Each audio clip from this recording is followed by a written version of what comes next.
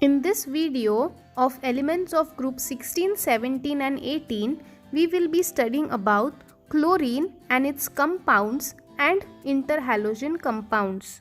So we begin with the first topic, that is chlorine and its compounds.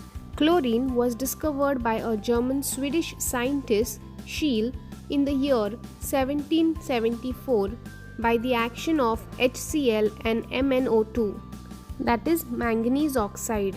However, in the year 1810, Davy established its elementary nature and also suggested the name chlorine based on the color. The word chlorus in Greek means greenish yellow. Now we move on to the preparation of chlorine. Chlorine can be prepared by the oxidation of hydrochloric acid or by using oxidizing agents like manganese dioxide and potassium permanganate. First is preparation of chlorine using oxidizing agent manganese dioxide. So manganese dioxide with the formula MnO2 reacts with HCl to form manganese chloride along with chlorine and water. Next is preparation of chlorine using potassium permanganate as the oxidizing agent. The formula of potassium permanganate is KMnO4. KMnO4 reacts with HCl to form potassium chloride, manganese chloride, water and chlorine. K, since it has a positive charge, it will go with Cl minus. Also manganese has a positive charge, so it will form a compound with Cl minus, that is manganese chloride, and remaining balancing we get water and chlorine. Chlorine can also be prepared by the action of concentrated sulfuric acid on a mixture of sodium chloride, which is the common salt, and manganese dioxide, that is MnO2. This reaction takes place in two steps as follows. So sodium chloride reacts with sulfuric acid to form sodium bisulfate and HCl. Next step is manganese dioxide reacts with HCl to form manganese chloride along with water and chlorine. For the final reaction, we will cancel out the like terms on both the sides, that is 4HCl. Hence, the net reaction is 4NaCl plus MnO2 plus 4 times H2SO4 gives 4 times sodium bisulfate, that is NaHSO4, plus MnCl2 plus 2H2O plus Cl2. Next is the manufacture of chlorine. Chlorine is prepared using two processes. First is Deacon's process and second is electrolytic process. First we shall study the Deacon's process. In this process, chlorine is manufactured by the oxidation of hydrogen chloride gas, that is HCl, by atmospheric oxygen in the presence of CuCl2, that is copper chloride, and it acts as a catalyst, and reaction is carried out at a temperature of 723 Kelvin. So we take HCl, that is hydrogen chloride gas, react it with atmospheric oxygen with the formula O2 in the presence of the catalyst CuCl2 to get chlorine along with water. Next process is electrolytic process. By the electrolysis of brine is the concentrated NaCl solution. It is a mixture of salt and water, and salt is used in higher concentration. During the process of electrolysis, chlorine is liberated at the anode. NaCl, that is sodium chloride, will dissociate as Na plus and Cl minus ions. At cathode, reduction will take place. Reduction is gain of electrons. So you can see there are two molecules of water accepting two electrons, which gives the formation of hydrogen along with two OH minus ions. Na plus, which is a cation, combines with the OH minus ions to form sodium hydroxide. At anode, there is oxidation taking place, that is loss of electron. So Cl and Cl will combine here to form Cl2. Next are the physical properties of chlorine. Chlorine is a greenish yellow gas which has a pungent and suffocating odor. Pungent means a very strong smell. It is poisonous in nature. Chlorine gas can be easily liquefied into a greenish yellow liquid by boiling at 293 Kelvin. Chlorine gas dissolves in water to form chlorine water. Chlorine gas is 2 to 5 times heavier when compared with air. So these were the physical properties of chlorine. Next are the chemical properties of chlorine. Under this we have to study 8 properties, which are reaction with metals, non-metals, affinity for hydrogen, reaction with ammonia, reaction with alkali, reaction with hydrocarbons, oxidizing property and bleaching property. First is reaction with metals. So chlorine react with metals to form chlorides. First is the example of aluminium reacting with chlorine to form aluminium chloride. Next is sodium combining with chlorine to form sodium chloride. Third reaction is iron combining with chlorine to form iron chloride. The next property is reaction with non-metals. So chlorine reacts with non-metals to form their chlorides. First example is phosphorus. P4 is also called as white or yellow phosphorus. It combines with chlorine to form phosphorus trichloride. S8, that is octasulfur, reacts with chlorine to form disulfide dichloride. Next property is affinity for hydrogen. Chlorine has great affinity for hydrogen. It reacts with hydrogen and also compounds which contain hydrogen to form HCl. Hydrogen reacts with chlorine to form HCl. Second is the reaction of hydrogen sulfide with chlorine to form HCl and sulfur. Next is reaction with ammonia. Chlorine, when reacted with excess of ammonia, gives the formation of ammonium chloride and nitrogen. In the first reaction, we take excess of ammonia and react it with chlorine, which results in the formation of ammonium chloride along with nitrogen. In the second reaction, ammonia is treated with excess of chlorine, which gives the formation of nitrogen trichloride along with HCl. Nitrogen trichloride is explosive. Next is reaction with alkali. Chlorine reacts with cold and dilute alkali to produce a mixture of chloride and hypochlorite. Hypochlorite is a anion with ClO- group. When chlorine reacts with hot concentrated alkali, chloride and chlorates are produced. Below are some reactions explaining the same.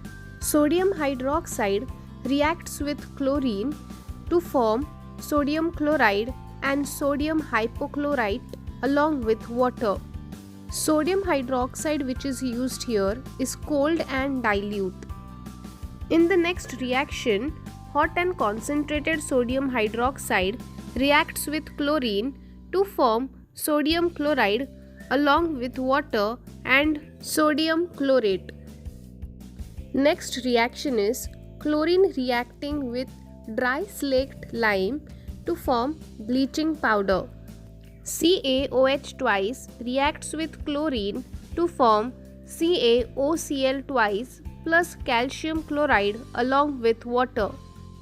Next property is reaction with hydrocarbons. Chlorine react with saturated hydrocarbons to give substitution products, and with unsaturated hydrocarbons it gives the formation of addition products. Methane reacts with chlorine to form methyl chloride along with HCl. This is an example of saturated hydrocarbon giving the formation of substitution product. Next is ethene, which is an unsaturated hydrocarbon, reacts with chlorine to give the formation of 1,2-dichloroethane, which is a addition product. Here, the two Cl groups will go and attack carbon and complete its valency, and the double bond will get converted into a single bond. Next is the oxidizing properties. In this, chlorine oxidizes ferrous salts to ferric salts and sulfides to sulfates. In the first reaction, ferrous sulfate reacts with sulfuric acid along with chlorine to form iron sulfate or ferric sulfate along with HCl.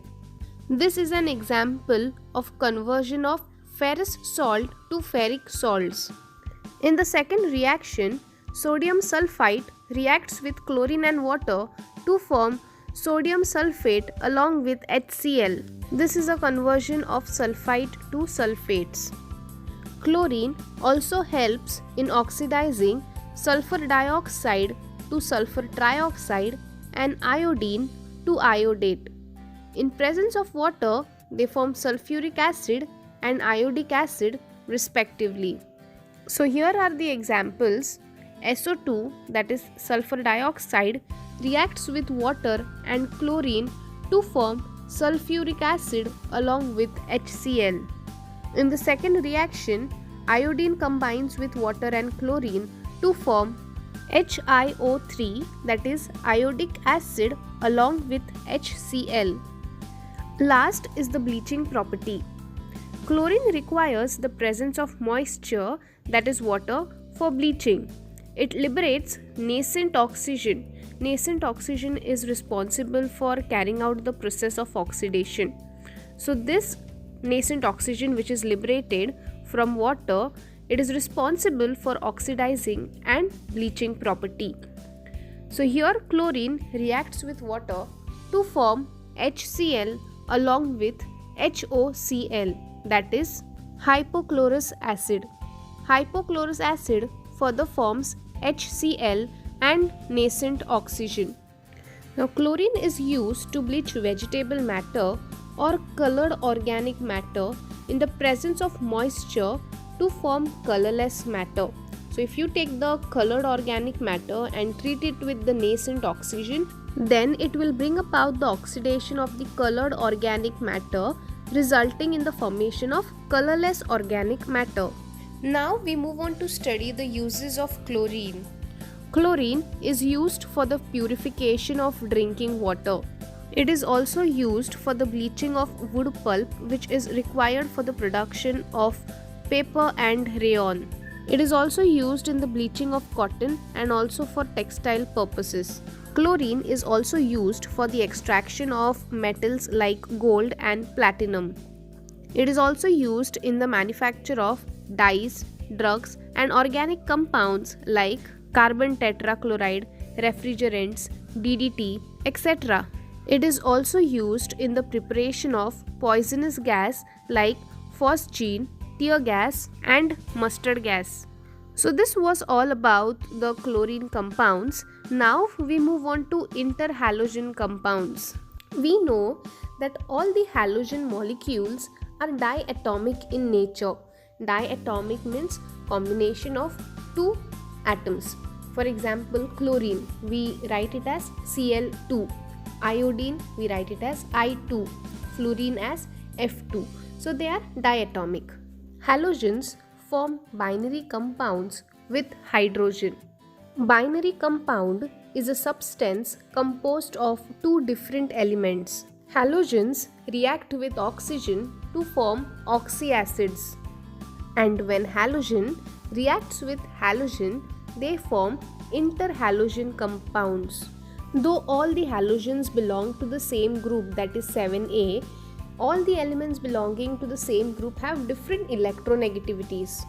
Due to this difference in their electronegativities, halogens combine with the other halogen to form ionic or neutral species. The neutral molecules are called as the interhalogen compounds. Some example of interhalogen compounds are ClF, that is chlorine monofluoride, BrF3, that is bromine trifluoride. Interhalogen compound is a compound formed by the combination of atoms of different halogens. An interhalogen compound can form only if the other halogen that you are using has a lesser electronegativity. This is a chart which gives us information about various types of interhalogen compounds. So first is chlorine. It forms interhalogen compound with fluorine, ClF, that is chlorine monofluoride, ClF3, that is chlorine trifluoride, and ClF5, that is chlorine pentafluoride. Next is bromine. It reacts with fluorine and chlorine to form interhalogen compounds. Examples are BrF, that is bromine monofluoride, BrF3, that is bromine trifluoride, BrF5, that is bromine pentafluoride, and BrCl, that is bromine monochloride. Next is iodine. It forms interhalogen compounds with fluorine, chlorine, and bromine. Some of the examples of interhalogen compounds of iodine are iodine monofluoride, IF3, that is iodine trifluoride, IF5, iodine pentafluoride, IF7, iodine heptafluoride, ICl, that is iodine monochloride, ICl3, that is iodine trichloride, IBr, that is iodine monobromide. So these were the interhalogen compounds of chlorine, bromine and iodine respectively. Let us now study the classification of interhalogen compounds. So based on their composition, interhalogen compounds are classified into 4 types. So that is XX-, XX3-, XX5-, XX7-. Here X is the halogen which is larger in size and hence it has more electropositivity, whereas X dash is the halogen which is smaller in size and has more electronegativity, and N stands for number of atoms of X attached to X dash. Let us now study the general characteristics of interhalogen compounds. The compound is considered as the halide of X.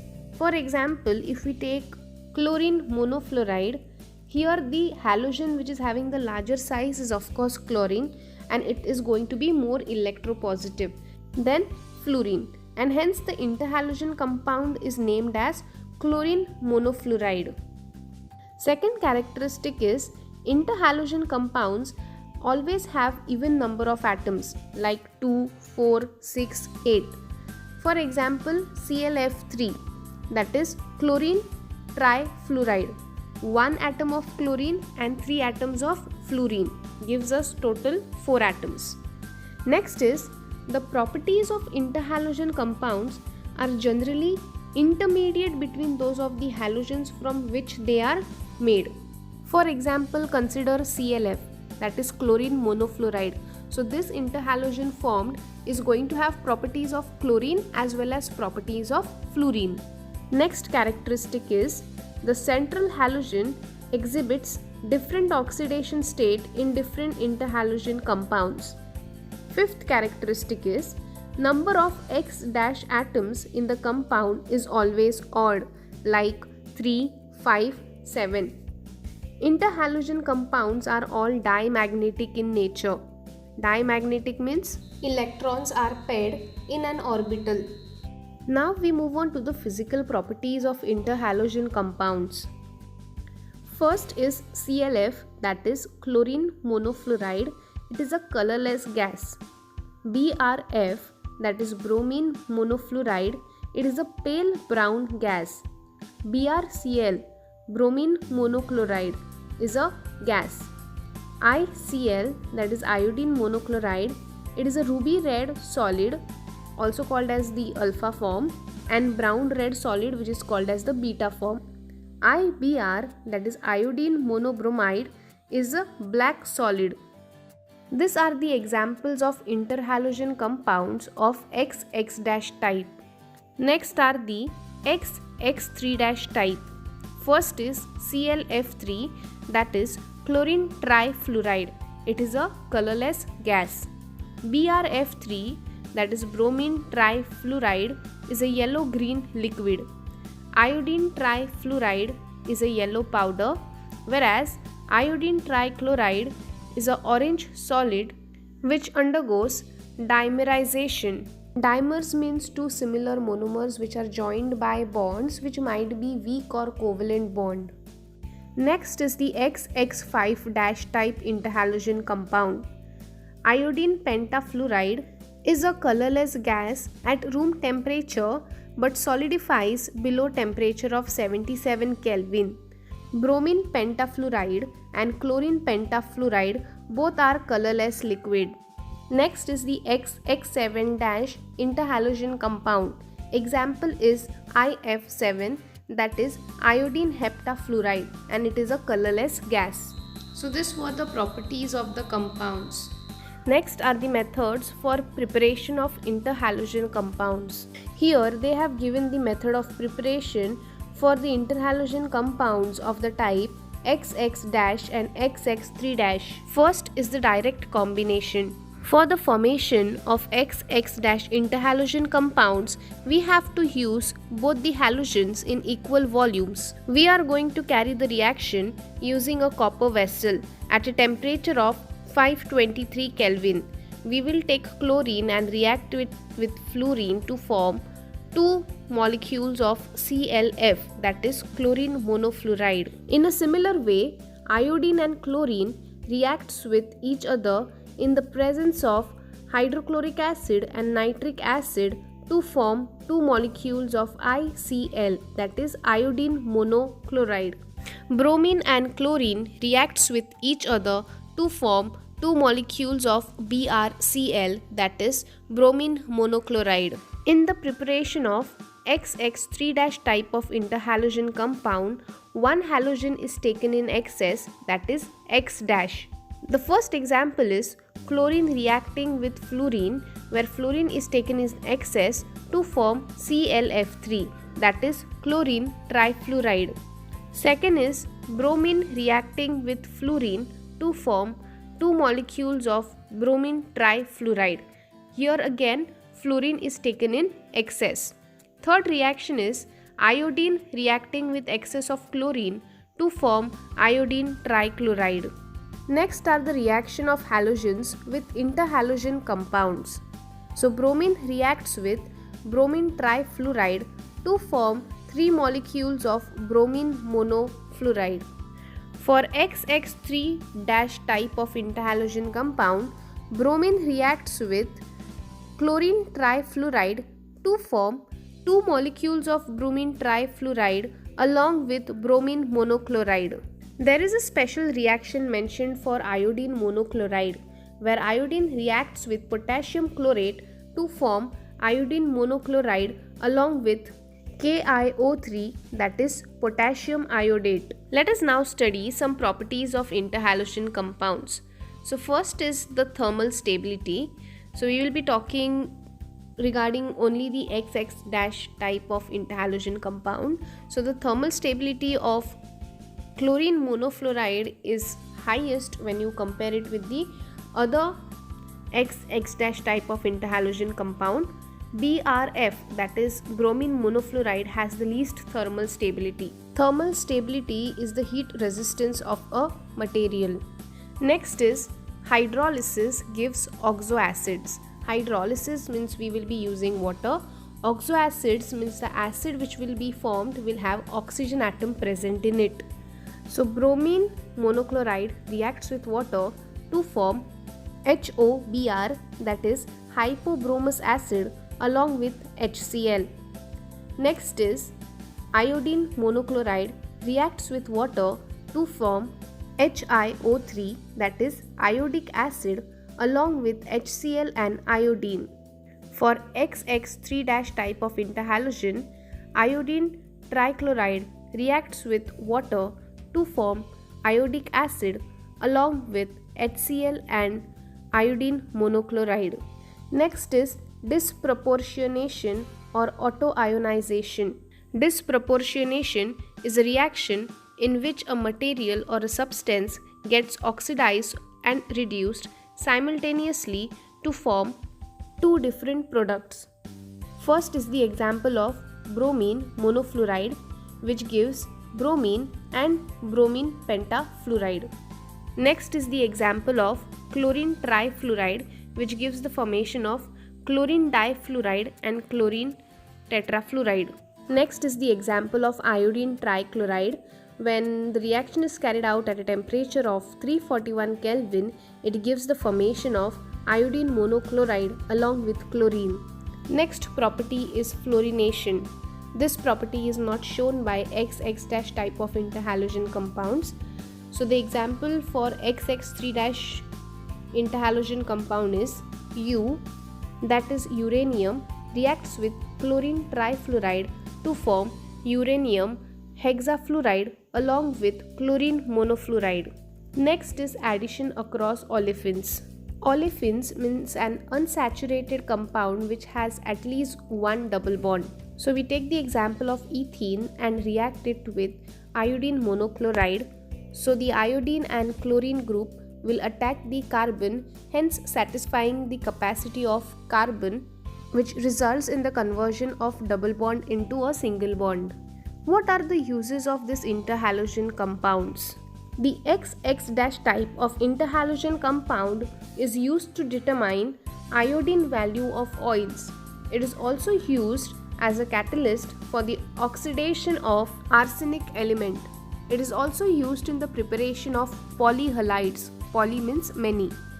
Next is the XX3- interhalogen compound. They are used for preparation of polyhalides. They are also used as fluorinating agent and also as non-aqueous solvent. Non-aqueous solvent is any solvent other than water. It is not organic. Here is a chart which gives us the information regarding the structures of some interhalogen compounds. First is iodine monochloride, and it is linear in shape. Chlorine trifluoride is bent T shape. Bromine trifluoride also has a bent T shape. Bromine pentafluoride and chlorine pentafluoride both have square pyramidal shape. So this was all about the interhalogen compound. Now we move on to the last topic of this chapter, that is uses of group 18 elements. Uses of element helium is mixture of helium and oxygen can be used for artificial breathing of asthma patients. It is also used for respiration by sea divers. For filling balloons, a mixture of helium about 85% and hydrogen about 15% is used. Helium is used for producing inert atmosphere, which is required for welding purpose and also for metallurgy of some metals. Liquid helium is used for producing low temperature, which is required for research. In low temperature gas thermometry, also for the production of lasers. Helium is also used to pressurize fuel tanks of liquid fueled rockets. It is also used as a shielding gas for arc welding. It is also used in supersonic wind tunnels. Helium nucleus is used as a bombarding particle for disintegration of atoms. Helium is also used for magnetic resonance imaging. Next is neon. It is used in neon discharge lamps and signs. These signs are visible from a long distance and also in mist or fog.